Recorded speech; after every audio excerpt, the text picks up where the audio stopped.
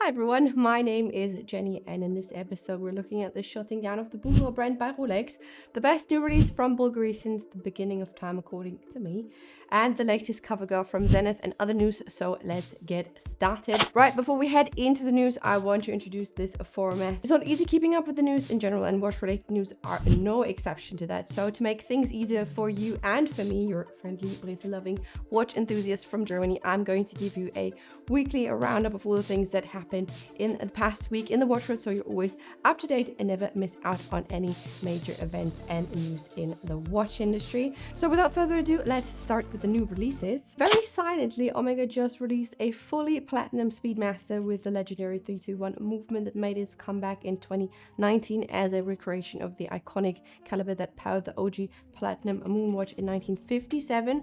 The only other Speedy so far that comes close to the price range, which we'll be talking about in a second, of this silent release is the caliber 321 Canopus Gold Speedy.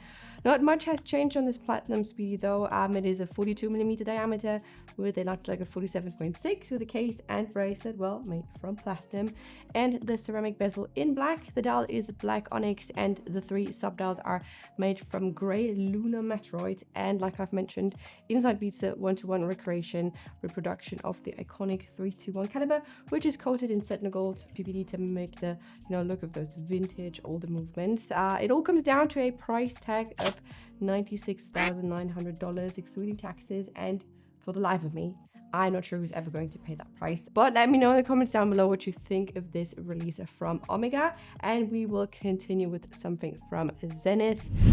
We have the new ProMaster from Zenith. It is a special edition collaboration between Zenith and Revolution, the watch magazine, all inspired by the vintage El Primero A3818 from 1971, famously nicknamed the Cover Girl because it was once featured on the cover of a notable Zenith reference book by Manfred Rösler. So yeah, it's got the nickname Cover Girl from that. The case is entirely made from high modulus carbon fiber, and according to Revolution and Zenith, it starts out with this like single solid carbon fiber block, and then Zenith goes in and CNCs it into a 37 by 12.5 millimeter tonneau shaped case. Since this is carbon, it is even more lightweight than the 2020 released titanium Chronomaster, weighing only 55 grams with the strap on. The dial has the same pattern as the case with those like spiky shark tooth chronograph scales, and it is powered by the automatic El Primero caliber 400 with 50-hour power reserve. So thankfully no 1/10 of a second chrono measuring on this one because no one is using it anyways. It is a limited edition of 150 on an 8-hour strap for $12,320, and you have to pay over double of that, so $27,210 to be exact, if you want the ladder styled Guy Freya inspired carbon bracelet, which is limited to 10 pieces.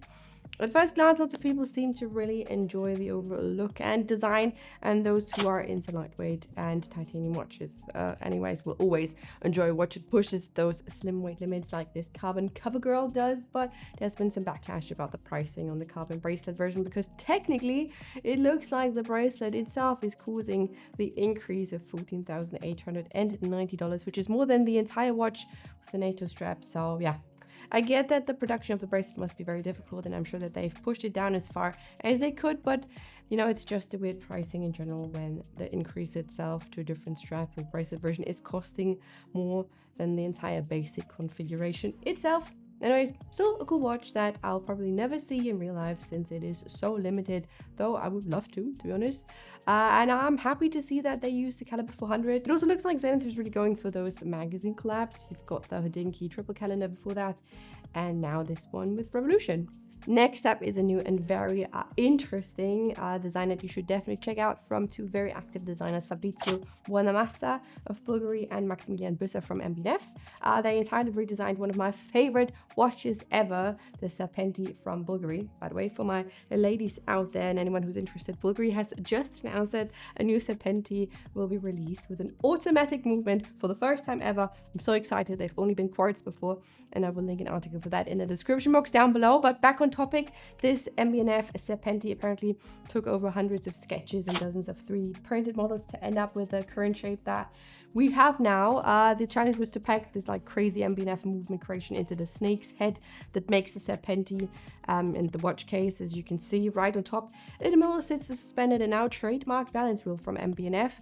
It is a very fascinating mix of two very distinct designs that come together, and from this almost kind of car-looking like watch case, even though this is supposed to be a snake head, but really doesn't look like one after all. A blog to watch writes that this might be because ProMaster is someone who loves to draw exceptional car sketches, something you can see by the way. That is something you can see him doing on his personal Instagram page, which I will link for you down below. Very cool. So I guess that's where the associations are coming from. Now, of course, this won't be, you know, my and yours everyday watch, I guess. It's limited to 33 pieces, each available in titanium, stainless steel, black PVD, and rose gold, with prices starting from 148,000 to 170,000. But then to come back from that in some more affordable watch news, which I'm very happy about, we have Citizen releasing a new range of ProMaster diver 37mm watches. So this is also great news for the itty bitty wrist committee, aka everyone with a wrist circumference below 160mm, because this is a 43mm lug to lug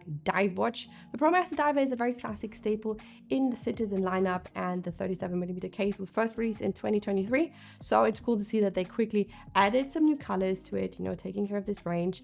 There's a soft purple, you've got this burgundy red, and a blue with a teal hue to it, I would say.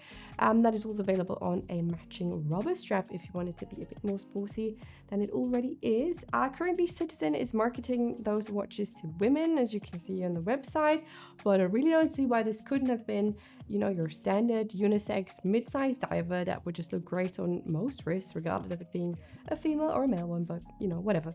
The blue version is available on the rubber strap, and it is priced at $375, and the red and purple are available on the steel bracelet, and they go for $450. And last but not least, there's some big industry news that we have to cover. A few days ago, the news broke that Rolex is shutting down the Carl F. Bucherer brand. Follows the acquisition of Bucherer by Rolex in 2023, which in itself caused, you know, quite the uproar back then in the watch community, because this was such a big and new step no one saw coming. The Carl F. Bucherer brand has history going back to 137 years, but they have not been very profitable for quite some time now, so Rolex has now decided to shut it down. According to the news article, which I will link for you in the description box below if you want to read more into the story, employees were informed about this on the morning of the 7th of February, and they plan on slowly phasing or swapping out the brand out of the 250 stores worldwide, of which I think 50 or so are operated by Bucherer themselves. You know, though this really sounds and feels like pretty bad news at first, it just seems to be a sign of the times. After all, that heritage doesn't necessarily ensure success, especially not in the watch business. If you can't keep up, will just get cut. Simple as that. Rolex has shown time and time again that their business decisions are extremely smart, and their foresight has ensured a pretty successful business so far. They just swooped in, bought Bucherer, and quickly cut off any bids that weren't ensuring financial success in the long run, which makes me personally very curious to see what they'll be doing next within the next 5 years or so. And that is all I have for you today. Let me know in the comments down below if you like this format, and if you think cutting out Carl Bucherer as a brand was a smart move or not, and which new releases you like best. And if you want to watch more videos like this, I recommend subscribing to my channel so you won't miss out on any news and videos on watches. And if you have enjoyed this, make sure to give it a thumbs up, and then I'll see you in my next video. Bye!